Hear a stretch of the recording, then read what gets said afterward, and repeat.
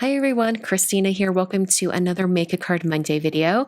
Today I'm going to be using the Thankful Flowers stamp set from Simon.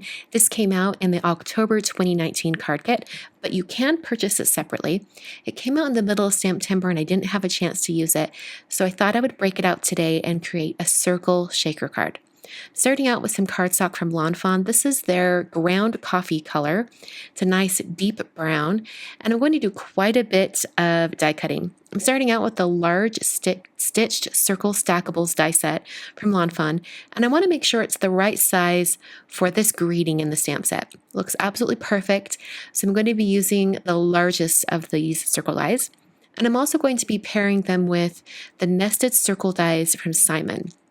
This set of circle dies has a lot of different sizes, and I'm going to be using, I think, 3 different sizes for this particular circle card, and I just want to make sure that there's one that's going to give me a nice big frame around that Fawn die. So I think this is actually 5 inches, and it's going to be perfect going around that frame die. So I'm going to take that largest circle die that I just kind of determined, and I'm going to take the brown cardstock and fold it in half. This is going to be my card base, and I'm going to take that circle die and have it just hang off the fold just a tiny bit so that when I run it through my die cutting machine, it will not cut that fold area. So I ran it through my Gemini junior machine. It didn't go through all the way because it was 2 layers of cardstock, but it was super close, so I just used some scissors to finish it. And now I have a circle card base with just a little tiny fold on one end. So now I have cut another circle. This one's just slightly smaller than the card base. That's the circle that the design is actually going to be on. And then I put the largest circle die from Simon and the Fawn frame circle die, and I positioned them on the brown cardstock and used a bit of washi tape to hold them in place. This is going to cut all of those at the same time and give me all the pieces that I need for the very front of my shaker card element. So I cut that out, and now I have 2 pieces that I'm going to be using. I have this thin frame that has some stitching on it, and then I also have a slightly wider frame. So in order to put these 2 together, I'm actually going to put some acetate on the back of it. So I'm going to use this other circle die that's the perfect size in between those 2, and I'm going to be using some heat-resistant acetate from Hot Off the Press. This acetate works great for die cutting, as well as if you want to heat emboss on top of it. So that's why I'm using this particular one. Ran that through my Gemini Junior machine, and now I have that acetate circle that I'll be working with a little bit later in the video. So here are all the pieces that I've cut out. I have my card base, and then I have the slightly smaller cardstock piece that I'm going to stamp and emboss, which is the same size as the acetate, and then I have my 2 circle frames. And those are all the pieces I'll need. So then I took that background piece, which is just smaller than the card size, and I started stamping the floral elements from the stamp set all over it. I did prep the circle with some anti-static powder tool since I will be heat embossing, and then I inked up that stamp with VersaMark ink. VersaMark's a nice sticky ink. It is my preferred ink for heat embossing. So the heat embossing powder that I'm going to be using today is from Wow. I'm using their metallic copper embossing powder. This color is so beautiful on dark colors of cardstock. I think I've used it on navy cardstock in the past, and I thought this brown would give it a nice, rich color combination. So I liberally put all that powder on, tapped off the excess, and then I used my heat tool and really kept the heat tool moving, going from front to back. I don't want to warp this circle too much since I still have some more stamping to do on it. And I just went back and forth until all of that embossing powder was smooth and melted. And I'm going to do the stamping and embossing in stages. So I did that one, and then I went back and stamped some more, and eventually used the 2 individual flowers from the stamp set to fill in the gaps. So just sprinkled on some more of that embossing powder, and then heat set that until it was smooth and melted. So I have more embossing to do. In fact, I have a couple more things to do. One of them is my acetate circle. So I'm going to place that in my MISTI stamp positioning tool, and then I'm going to kind of coat it very liberally with some anti-static powder tool. I'm going to use that powder tool right before I stamp so that it's going to cut down on any of that powder sticking to everywhere all over this acetate. If you've ever heat embossed over acetate, you know that it can really cling onto all that powder. So you want to do everything you can to prevent the powder from sticking. You want to use an anti-static powder tool. You could also spray it with a little bit of water and gently wipe it dry. I did that as well on this acetate circle. And for the most part, it did fairly well. It looks like a mess right now, but once you start tapping it off from the back, it really cleans up, and then there's just a little bit of powder hanging around. And any powder that's away from the area where you've embossed, you can wipe away with a dry brush. So I used my heat tool just to heat set that, and it does melt rather quickly. So another bit of heat embossing that I'm going to have to do is that circle frame that's going to go over the shaker area. So I'm going to take that frame and I'm just going to kind of smush my VersaMark pad on top of the front of this frame. It's going to coat the entire frame so that I can then sprinkle on that metallic copper embossing powder from Wow. I'm going to sprinkle this on, make sure I have it completely coated, and then I'll be hitting it with my heat tool and making sure it's smooth and melted. Now, when I did this, I realized that it wasn't as smooth and kind of faux metal looking as I had hoped, so I decided to do 2 layers of embossing powder. So after I had the first layer melted, I let it cool down for just a minute or maybe 30 seconds, and then came in and smushed that ink pad down on it again. So I sprinkled on a second layer of embossing powder and then melted that. So now I have my frame. I'm going to glue it to the front of my acetate piece using some Gemini Connect glue.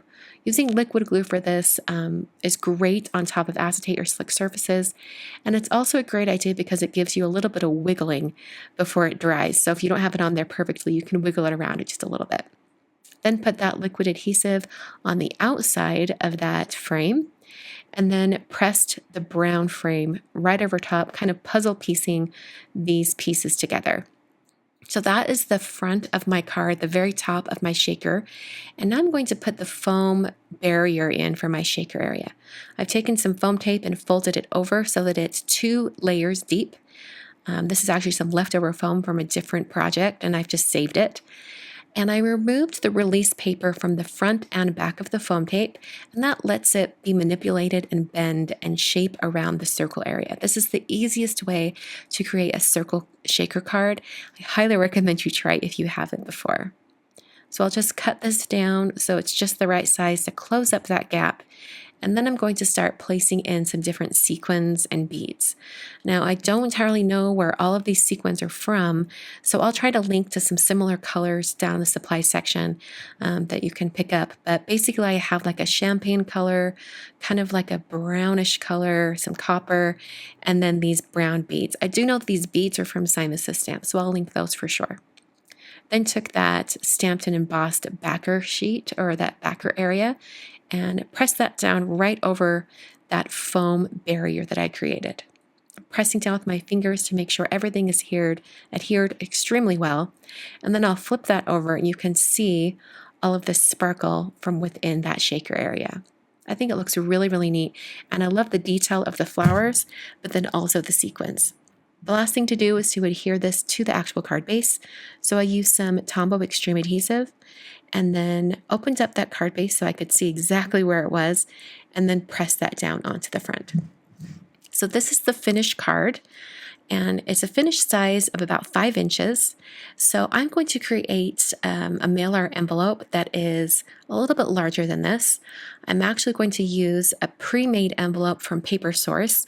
This is a 5.75 square inch envelope, and this is the paper bag color. I'm going to do some pearlescent colors on the bottom of this envelope. I was really inspired by that copper metallic color on the card, and this kind of rosy shade sort of matches it a little bit, and I thought it would look really, really neat.